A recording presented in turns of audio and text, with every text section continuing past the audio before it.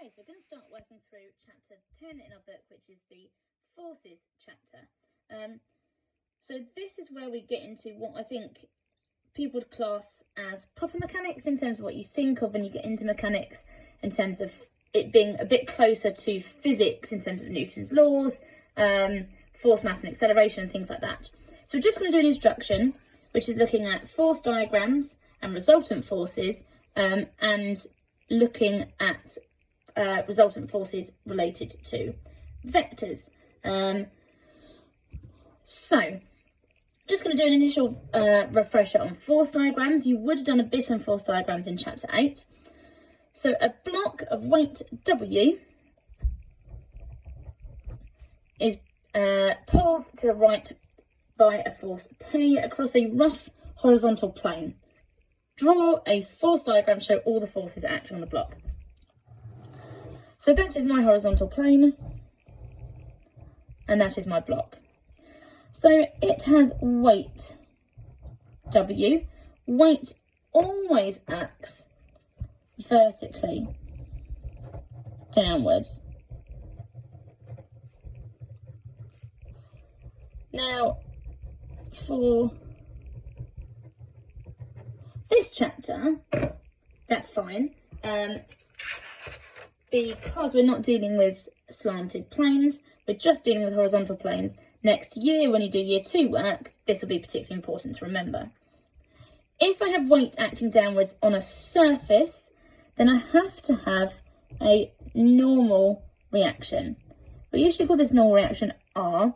I sometimes use N. The reason for that is because, again, in year 2, we have R meaning different letters, meaning different things. For example, for resolving, which we'll do later on this year, and it can get quite confusing. So if I interchange, just listen to the words and that'll be the most important part. So I have a force acting forward, which is a force P. If I have a rough horizontal plane, I must have friction acting backwards. So I've got weight pulling down, I've got my normal reaction acting upwards, I've got a force P pulling forwards and friction pulling backwards. So that's how we draw a force diagram. Being able to draw these really well and accurately is vital for being successful in mechanics.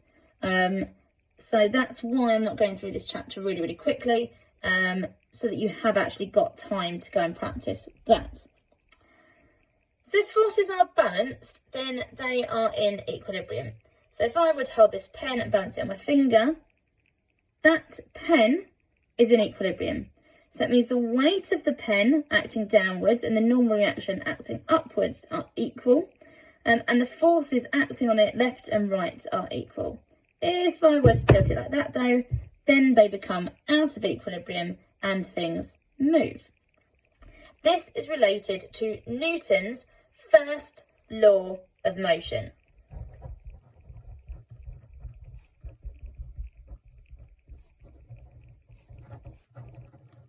Newton's first law of motion. So an object at rest or moving at constant velocity will remain doing so unless an unbalanced force acts on the object. So when I put my pen down, that pen is stationary. It is not moving, it is deemed at rest. That pen will remain at rest unless an unbalanced force acts on the object. Otherwise it will stay there, the weight acting down and the normal reaction acting up are in equilibrium, and there are no forces acting on it horizontally.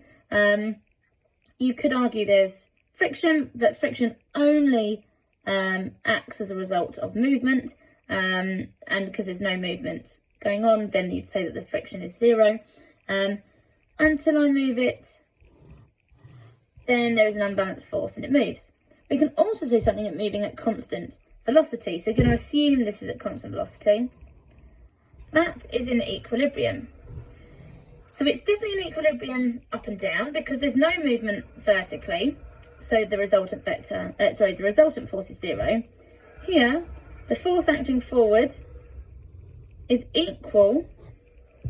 The velocity is the same. So the resultant force is therefore 0.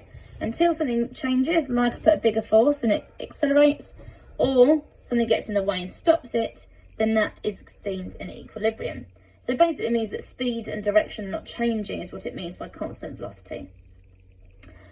So we can work out what's called a resultant force, which we write like this. If I'm working out the resultant force vertically, the resultant force horizontally, I'd write it like this. This is equal to our force F. We can work out these resultant forces in a very similar way to how we do with vectors in terms of adding them. If the resultant force has a value, then we can say the object is accelerating in a particular direction of the force. If it's 0, then either it's at rest or moving at constant velocity. It depends if it's a stationary object or a moving object. And you're usually told that in the context of the question. So we're only going to worry about resolving vertically and horizontally at the moment. So my first example in this section, we'll call it example number 2. So I have a diagram. So it's a particle which has got a force of 30 newtons acting upwards. It has a weight of 10 newtons. There is a force of 20 newtons acting horizontally right and a force of 20 newtons acting horizontally left. Draw a force diagram to represent the resultant force. So we need to work out the resultant force first. So I'm going to resolve horizontally. So I'm going to do my positive forces take away my negative forces.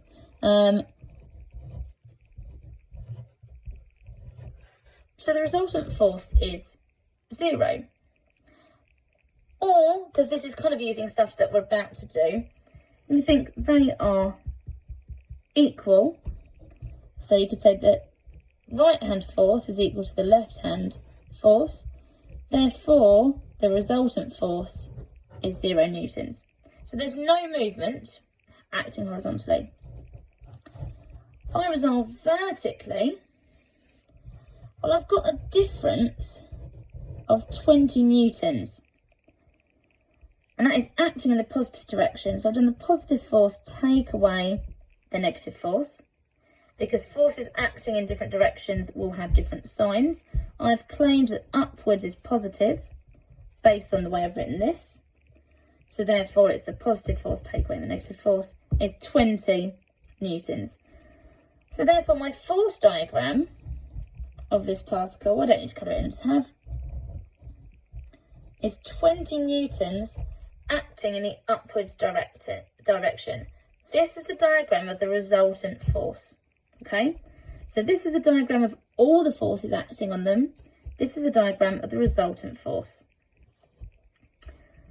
Part B has described the motion of the particle. It is accelerating upwards. So it's accelerating vertically upwards. Okay. So that is force diagrams. It is worth having a look at. It's effectively adding, subtracting. That is all it is. So you're adding all the forces that be going in the same direction, taking away forces in the other direction. Although it's not on your PowerPoint, it's useful to think of an example like this.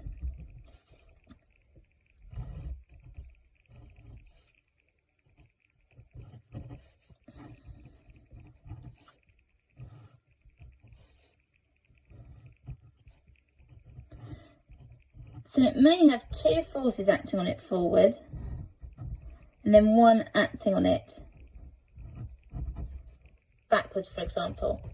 So if I'm resolving vertically, the resultant force is 0 because they're the same. If I was resolving horizontally, where this is my positive, it'd be 30 add 20, subtract the one acting backwards, which is 40. So the resultant vector would be positive 10 newtons. So if I were to draw this as a resultant force, it'd be 10 newtons. If I had more going that way, the answer would be negative and it'd be acting in the other direction.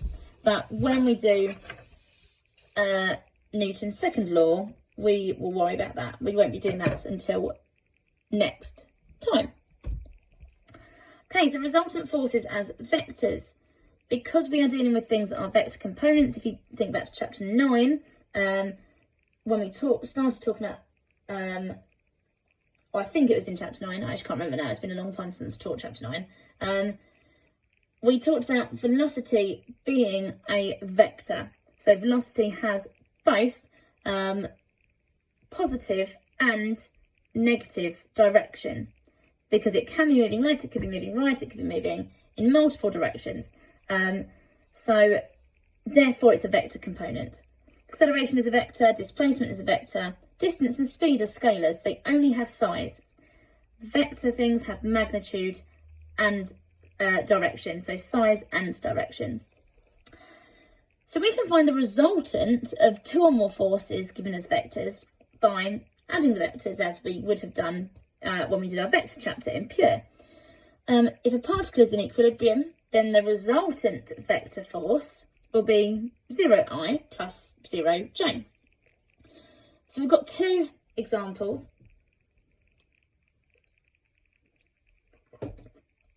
So example number 1. So the force is 2I plus 3J, 4I subtract J, negative 3I plus 2J, and AI plus BJ act on an object which is in equilibrium. Find the values of A and B. So let's have my object and have four forces. It says acting on an object. We can draw these forces acting away from the object and imagine that they're going through. So I've got 2I plus 3J, 4I plus J, minus 3I plus 2J, and AI plus BJ. Ignore whether they're actually acting in what would be the real direction, it's just a visual representation. Now I know the resultant force of all these vectors must be equal to 0I plus 0J because we're in equilibrium. So I'm going to add these vectors together. You could imagine if you were drawing them as a parallelogram or a rectangle or something like that, if you were to draw it, if you'd like. But effectively, you know, resultant vectors is adding the vectors together. When I add vectors together, I always write them as column vectors. This is because I just find it easier to add together. So 2I plus 3J, add 4I plus 1J, add negative 3I plus 2J, add AI plus BJ is equal to 0I plus 0J. So I know it's equal to 0, 0 because it's in equilibrium. So I'm going to sum these together. So 2 add 4 minus 3 is 3, 3 add 1 add 2. Oh, I've copied that down, that should be negative 1. Sorry, I've copied that down off the question, right? So I'm saying my notes are different. Sorry. So it's 2, 3, 4, negative 1, negative 3, 2. So 3, take away 1, add 2 is 4. So 3, 4, add AB is equal to 0, 0. So therefore A must be equal to negative 3 and B must be equal to negative 4. So that must be the case because 3 take away 3 gives me 0, 4 take away 4 gives me 0. Perfect. Example number 2. In this question, I represents the unit vector due east and j represents the unit vector due north. They will sometimes clarify that. If it doesn't, you must assume that I is due east and j is due north. They will generally tell you if that is not the case. So particle begins at rest at the origin. Our origin. It is acted on by 3 forces, 2I plus j newtons, 3I minus 2j newtons, and negative I plus 4j newtons. Find the resultant force in the form Pi plus Qj. So it wants you to give your answer in component form. I started drawing that. I will draw a diagram when I've got my resultant vector. So find my resultant vector is to add the vectors together. So 2I plus 1j plus 3I minus 2j plus minus 1I plus 4j is equal to Pi plus Qj. So I'm going to add these together. 2 add 3 minus 1 is 4. 1 minus 2 add 4 is 3. So therefore my resultant force is 4I plus 3j. So if I were to draw this vector, so I've got I and j, it's going to be acting like this. So this is our resultant force. So it's acting 4 in the I direction and 3 in the j direction. It is really useful to know how to draw these diagrams. So part B, work out the magnitude and the bearing of the resultant force. So the magnitude of the resultant force is our Pythagoras. So the square root of 4 squared plus 3 squared, which is 5 newtons. That's the magnitude of the force. The bearing of the resultant force. So my bearing is going to be here. I'm working out this angle. So I know my resultant force is a right angle triangle here. Well,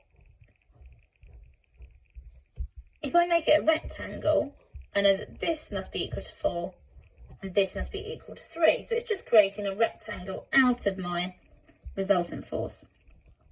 So the bearing is going to be tan theta is equal to the opposite 4 over the adjacent 3.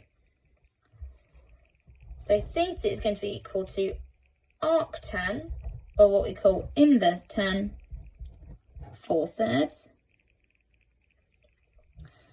Now that gives me 53.1 degrees, so therefore the bearing is 0.53 degrees. Remember, bearings are 3 figures.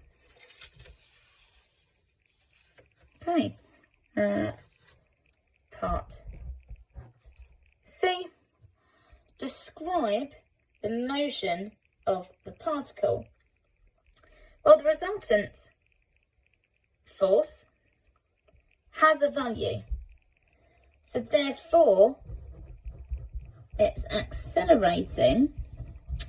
Now, we've got a resultant force that is in 2 directions. It's got an I direction and it's got a j direction.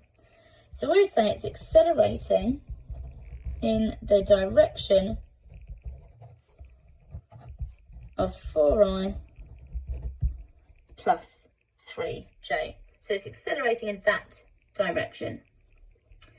Because when we start adding time, it may be doing this every second, it may be doing this every a certain number of seconds, and that's when we start to be able to describe it in more detail. But for now, we say it's just accelerating in the direction of 4I plus 3j. So before we move on to more of Newton's laws, I think it's really important that you do a lot of practice on being able to effectively draw force diagrams and resultant force diagrams, and working in more detail with vectors.